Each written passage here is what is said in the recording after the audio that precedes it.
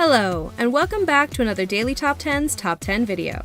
Society is built on stories. Whether it's moral tales to make you a good boy or girl, historical sagas that teach us about the past, or political tall tales to cover up what's really going on.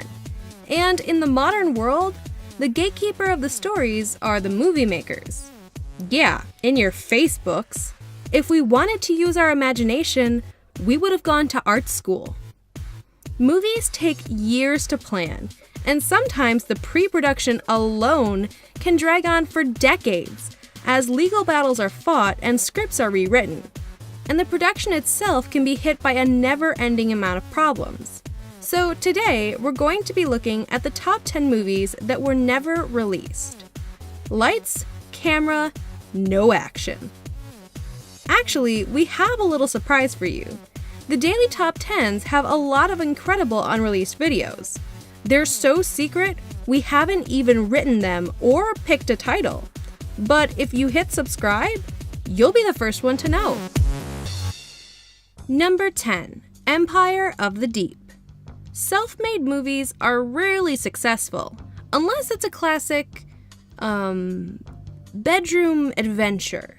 So when a Chinese billionaire tried to make an underwater Avatar ripoff, they should have seen some red flags.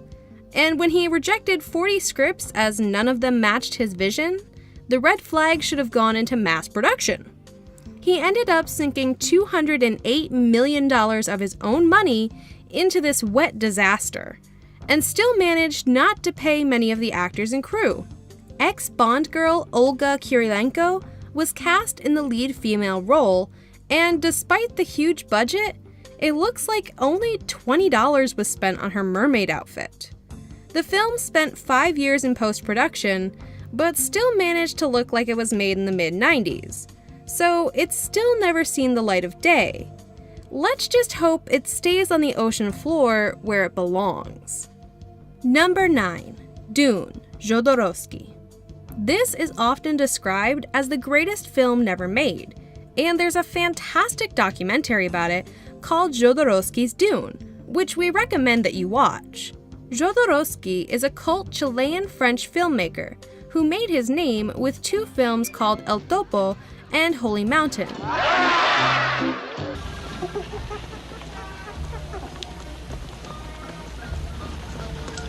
They are both highly psychedelic, inspired by the LSD movement of the late 60s. His next project was the classic science fiction novel Dune, the story of a boy fulfilling a prophecy on a desert planet dominated by giant worms. The director built up a team of very talented people. With French comic book artist Moebius, he built a shot-by-shot storyboard of the whole movie. H.R. Giger, who went on to design Alien, helped create designs for sets. Salvador Dali was going to become the highest-paid film star ever, getting $100,000 per minute of screen time. Orson Welles agreed to play a part if they hired him his favorite chef, and Pink Floyd was going to make the soundtrack. Yeah, we know, it sounds amazing. Sadly, no studio would pick it up, and it never got made. But the book that was made to sell it to the studios became legendary, and many of its ideas appear in other science fiction movies. Number 8. The Tourist, Claire Nato. Sadly for H.R. Giger, this wasn't the only movie he worked on that didn't see the light of day. The Tourist, written by Claire Nato, did the rounds in Hollywood, hitting problems with creative differences and the standard studio financial collapse, which seems to be a pretty regular occurrence. The story was about aliens who had secretly taken up residence in Manhattan. They had their own club called the Corridor, which was a meeting place for plenty of different species from across the galaxy. They'd meet up, get drunk, and have giant alien orgies. The main character, Grace Ripley, looked like your regular corporate exec, but was an alien trying to get off the Earth. Universal still owns the rights, so maybe it will get made. Although it has already been partially ripped off by the Men in Black series. Number 7. Hippie Hippie Shake.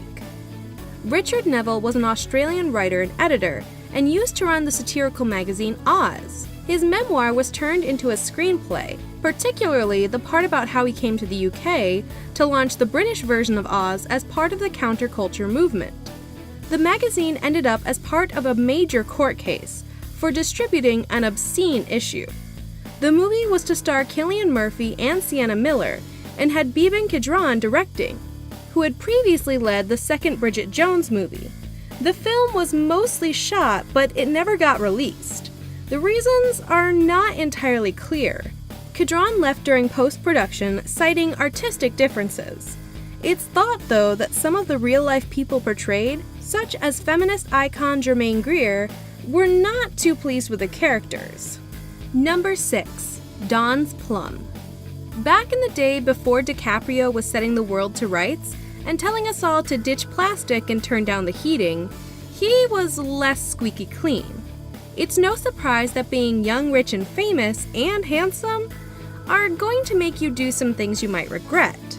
DiCaprio, along with Tobey Maguire and David Blaine, were part of a group named the Pussy Posse, who would seduce girls and generally get into trouble. They agreed to be in a friend's short film, playing rough versions of themselves. But when they realized that it had been made as a full movie starring them, they blocked its release. Don's Plum was eventually released outside the US and Canada, but is still blocked from distribution within those countries. Number 5. The Man Who Killed Don Quixote. Terry Gilliam rose to fame as part of Monty Python.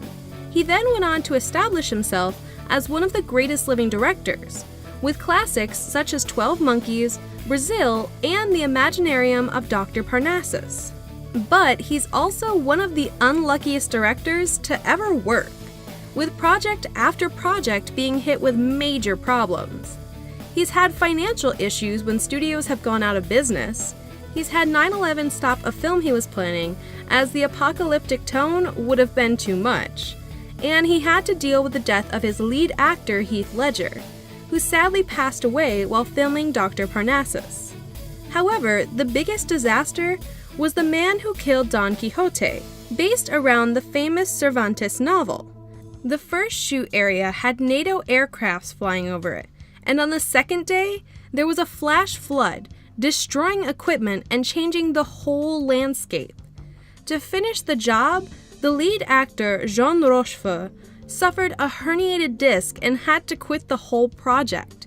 On the upside, there was a critically acclaimed documentary made about the failed project called Lost in La Mancha. Number 4. The Fantastic Four, 1994. Let's be honest, Marvel has taken over the cinema now. Most performers have barely made it out of acting school before they're squeezed into spandex, given a dubious backstory, and told to pick one of the remaining superpowers, like the ability to control milk, or a super fast typing ability. But this was not always the case. In the mid-80s, German producer Bernd Eichinger spoke with Stan Lee and managed to buy the movie rights to the Fantastic Four, but he couldn't get the movie off the ground. So, to stop his option on the movie expiring, he hired a B-movie director and strung a film together with $1 million budget. It was scheduled for release in early '94, but it never got released, and many people think that they never intended it to be. It was all to keep the movie rights. Number 3. The Other Side of the Wind. Orson Welles was a big man in the movie industry back in the day, directing the classic Citizen Kane, starring in The Third Man, and voicing in the animated Transformer movie. For a time, I considered sparing your wretched little planet Cybertron. But now, you shall witness its dismemberment. He was also a big man in later life, but that was related to a love of food. His film, The Other Side of the Wind, was ironically about a director and his unfinished film. Welles recruited many of his fellow directors to act the parts of the various journalists, movie makers, and hanger-ons that socialized with the director, and he mostly financed the film himself, so it was often delayed when he was hit with bills and taxes. it never made it to the cinemas. When it was announced in 2014 that the film would be complete to mark the centenary of Wells's birth in 2015, even this was hit with production problems. In March 2017, the work continued. We're not holding our breath. Number 2, Kaleidoscope. Another cinema great now, the master of suspense, Alfred Hitchcock.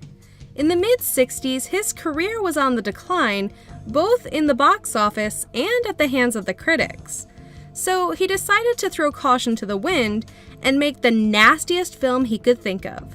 The shopping list included rape, murder, necrophilia, acid baths, and serial killers. It would make Psycho look like a rom-com in comparison. He managed to get a script written after a few failed collaborations, but he could never get the funding he needed. For some reason, sadistic gay bodybuilder serial killer did not scream box office success. Number 1, Gods Behaving Badly. Author Marie Phillips was delighted when her book got picked up to be made into a Hollywood movie. She got to travel to New York and be on set as she saw stars like Christopher Walken and Sharon Stone bring her story to life. Okay, not her story exactly. Okay, kind of something like her story. Okay, they butchered it. And apparently, the director was slightly unhinged, and she was told not to even address him and that none of her input on the film was wanted. The movie never managed to crawl out of the basement into the light, but luckily Marie Phillips kept up with the noble game of writing books. Thanks for watching another Daily Top 10's Top 10 video. And remember, it's our duty to entertain and yours to subscribe. Hey there! Did you like that Top 10 video? I know you did. You just watched it. Now you're here with me. So, go hit that subscribe button so I, don't have to whack you in the noodle. You don't want Sammy here whacking you in the noodle. Because you know what happens to your noodle when Sammy hits you? Bad things. It's picture an egg. You remember that? It's gross. You don't want that. You'll get it all over the computer and, you might break the internet. Anyway, subscribe. Make sure you like the channel, all that stuff. You've been on YouTube before. Just do what you know you need to do to see more videos. And hey, if you're in need of a hitman, go down and leave a comment for me. Maybe we can connect. You can give me some money. I can give some violence to someone that you don't like. All right? I'll see you around.